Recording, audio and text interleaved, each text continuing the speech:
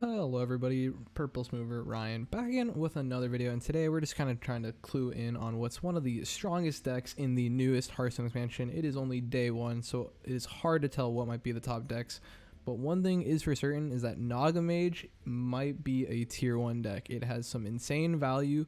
This is currently the list I'm using on ladder.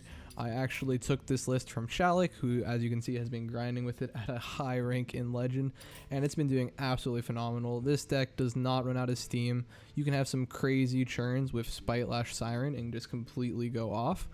And I'd say for sure for some key cards, you definitely want Queen Azshara because you can just play this on early turn 5, turn 6 and just absolutely steamroll the game. Spitelash Siren, as I said previously, one of the standout cards in the deck. And overall, School Teacher is also an absolute win. So if you're looking to craft something on day one, Naga Mage definitely seems to be a mainstay for the rest of this expansion. And just to highlight some of the crazy gameplay that this deck can do, I asked Alec if he'd be so kind as to record some gameplay, so he just went into 3 games and sent me it, and he told me to expect some crazy things in here. So just kind of scrolling through the games, this first game here, you'll see that you just get Queen Azshara off right away immediately. It's a pretty common thing that you can do if you have it early in your hand, as you're just dumping so many spells in this deck. And one thing Alec has commented on is that this deck is sort of hard to pilot, so kind of deciding when and where you're going to take what cards and what exactly you're looking for, it really depends on different decks that you're versing and kind of your game plan going into the match. As it is first day in expansion, that's all stuff that is still yet to be fully figured out. But generally with this deck, you're going to be doing pretty aggro things and just having crazy tempo plays because of the absolute mana value generation as well as card advantage that you're going to be having in the list. And just skipping forward here, you can see it's turn 6. Alec managed to manifest an entire board's worth of cards and has Bloodlust 1 mana in his hand, and is just going to go on to win this first game on turn 6 against a Pirate Warrior. So you just completely outvalued and out-aggroed a Pirate Warrior, no problem with this Naga Mage list in his first game.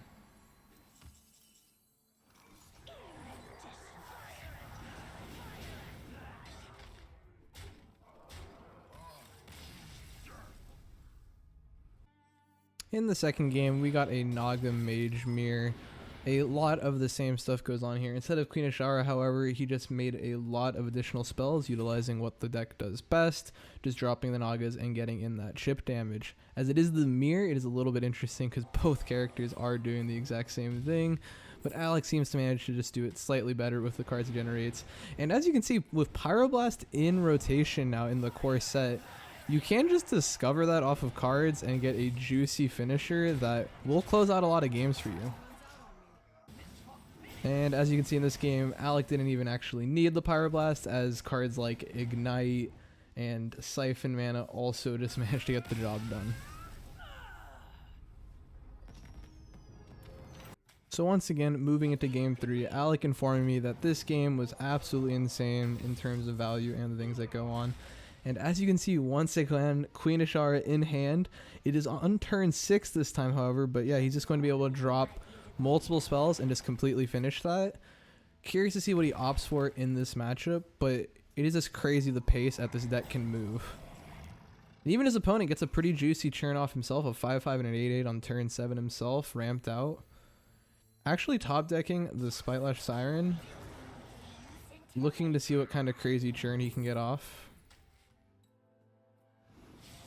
See, you can manage to discover things like Spellcoiler and just keep on this train of spells. Absolutely ridiculous combos.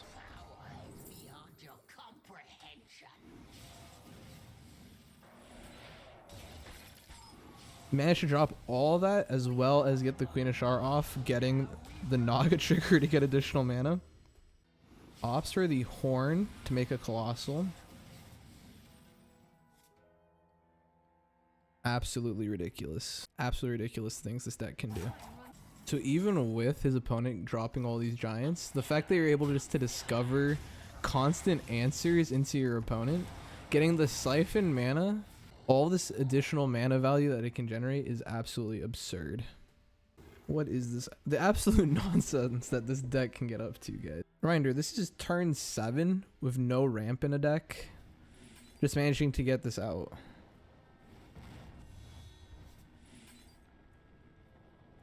And even though he's playing all these cards, the deck just manages to run enough card draw and card generation for it to not matter. I know one of the cards that we ended up cutting in this specific list is Multicaster. We thought maybe running 2 of them would be necessary because we thought it would maybe run out of steam, but as it turns out, you definitely don't need 2 Multicasters, as it is pretty rare for this deck to actually run out of cards in hand. If you're running out of cards in hand, you either are playing it in wrong, or I actually have no idea. I've had the issue of having too many cards in hand more often than running it out of cards. This deck isn't fully indestructible though. There are some matchups that seem to be a little difficult off rip. Control Warrior, even though you're crazy tempo value, Control Warrior is just a very strong list to anything that's trying to kill you just off of straight damage right now. But generally this deck is doing very well on ladder. We have both climbed quite a bit with it, and it is one of our choices for probably tier 1 straight out of the gates. So to kind of give you an idea about what goes on in the rest of this game, just to show the absolute extreme value that this deck can just generate on Endless, this Druid managed to go to Fatigue and just drop constant Giants and get insane value, going through literally their entire deck and maxing out on mana. And Alec actually goes on to win this game just through sheer generation of cards. There really isn't anything in the list that directly answers a board of 3 9/9s, but Alec eventually ends up clearing this board and having no problem winning the game, which is absolutely insane to me that Mage is able to do these kinds of things right now. So if you were to have a deck to make straight out of rip, I know a lot of people are worried about crafting cards and they're not actually seeing play. Definitely craft some of the cards that are in this Naga Mage list. It's definitely a deck that is going to see play going forward. It is a deck that's hard to fully master from the looks of it. It is not just play things on curve as one might imagine. There are some pretty advanced turns going into there. So definitely stay tuned, and maybe we'll make a guide for the list if that is something people are interested in. Thank you guys so much for watching, and have a good rest of your day. Peace out, guys.